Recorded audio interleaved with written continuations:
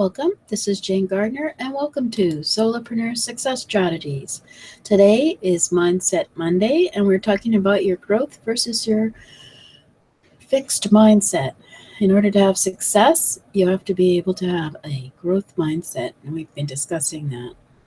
So let's get started since we don't know how long my voice will last. So there are some steps you can take to move yourself towards a more growth-oriented mindset. Step 1, you have to be aware of what kind of mindset you have. So hear your fixed mindset voice. This is your inner critic, the one who says that you can't do what you can do. You most likely know this voice, even though you have never identified it as an inner critic. The first step is to identify that voice and then identify the times when you hear it. These are situations where you're brought back to a fixed rather than a growth mindset.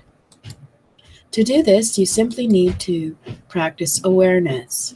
So, for example, I'm struggling right now with a cold, and I don't really want to do this, but I am struggling through because I want to get it done.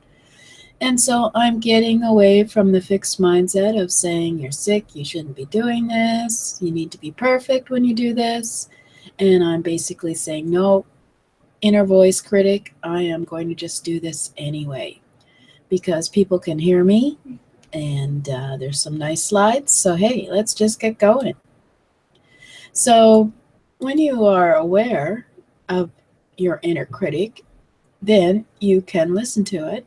So you start by identifying the voice when you hear it. Next, try to remember what event preceded those negative thoughts.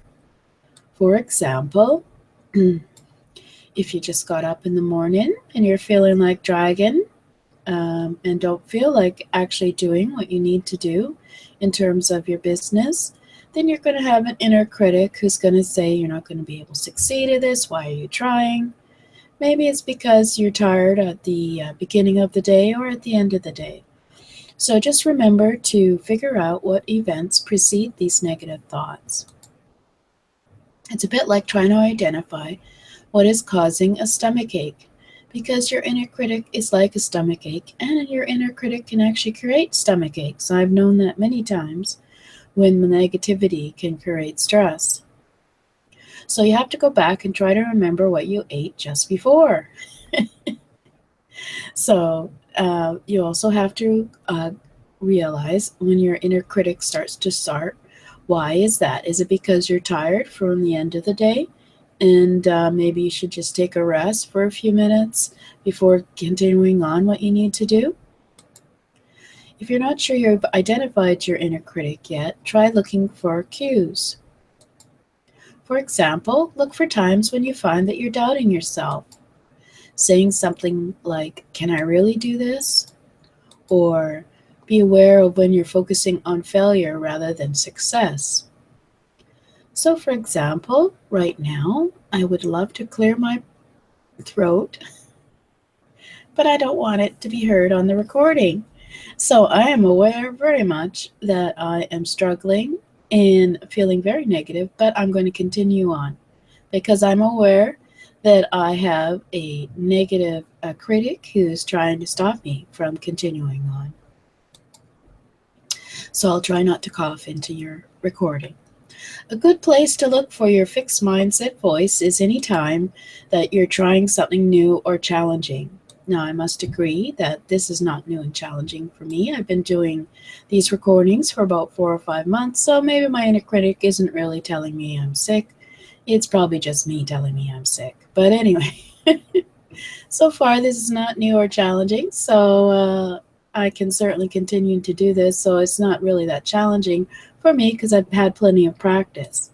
But for example, if you have to do a webinar and you want to do a training on that webinar, then you have to think about why you're stopping yourself and why is your inner critic saying that you're incapable of doing a webinar. So step 2. So now you have to reframe. Once you identify your inner critic, you have to reframe. So once you recognize the voice, your inner critic, then you can learn to control it.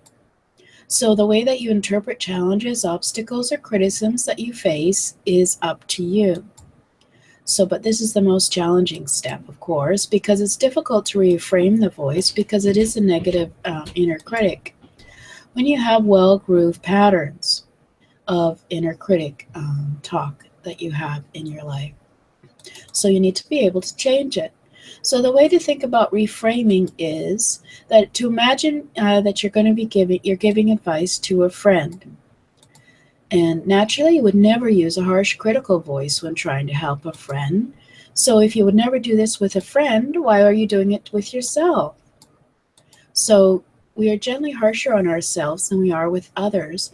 So instead of talking to yourself, imagine that you're giving advice to a good friend.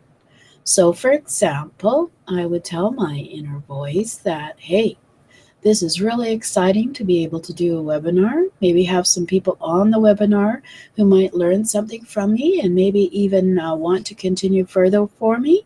So I should be doing that. I shouldn't be putting it off, should I, my friend? So take each statement that your inner voice gives you and imagine that if it were a friend, your partner, or family member who was saying it to themselves. Now imagine that you're giving them advice and reframe the negative statement that was made. So, for example, are you sure you can do that? Would be a fixed mindset voice inside of you. And instead, you should reframe it and say, I'm not sure I can do it, but I can learn with practice and effort. So, for example, rather than putting off doing a webinar, I could say, I'm going to try it anyway, regardless of whether it's going to fall apart. At least I'll learn something from the first time and then I'll continue on. So, for example, a comment that is very much a fixed mindset is, what if I fail? I'll be a failure. Well, if you know me at all, you know that I don't believe in failure. I don't even like to use the word failure. I prefer to call it a mistake that I learned from. But a growth mindset will say all successful people have failures, so I can learn from my failure. And to be honest, I don't even use the word failure in my life. I try to call it a mistake. So step 3 is action that you take on the growth mindset, of course. So after reframing comes the action. So what challenges can you take on in order to foster and nurture a growth mindset? What are the things that are stopping you right now from doing what you want to do in the future in terms of your business? What challenges have you been avoiding, for example? Have you been avoiding doing some public speaking? Have you been avoiding trying to learn how to do this, a webinar or a training? Have you been avoiding putting up a sales page for something that you would like to sell? Or have you been avoiding contacting potential new clients because you don't want to be told no to?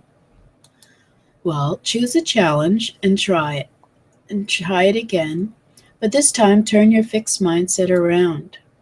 Find a work-related or personal task that you've either been shying away from doing or that you feel you failed at. For example, there might be an important client that you've been meaning to contact, but you're shying away from contacting them because you feel you don't want to bother them, or you don't want them to say no, or you don't want them to turn you down in terms of what you would like to offer them. So what you have to do is turn it around and just contact that client. Just try it. That's what is a growth mindset idea. And then so you do the challenge, you contact the client, and then you learn from it. You can then apply it to the next challenge. Once you have success with the first challenge, you can learn how to reframe your mindset to take on the next challenge. For example, if you can learn how to reframe your mindset to be eager, to be contacting new prospects or clients, to be eager to try public speaking, to be eager to try to do a webinar, or to be eager just to do something that's beyond what you've done before, then you are learning how to reframe your mindset to take on the next challenge. And regardless of the outcome of the challenge, you are learning how to have a growth mindset. So, excuse me for my voice and my sickness here, but I hope you learned something today from growth mindset. We will continue on, of course, next week with the growth mindset, and let's hope that you come by again and learn some more about trying to change your mindset from a fixed to a growth mindset. And you can develop your success mindset by going to jgtips.com and /s mindset and get my free ebook on developing your success mindset with trainings in there to learn how to be more successful as an entrepreneur. This is Jane Gardner, and I'm looking very pale because I put some light on. And I hope next week I'll be looking and feeling a lot better. So, thanks for listening. It's Jane Gardner.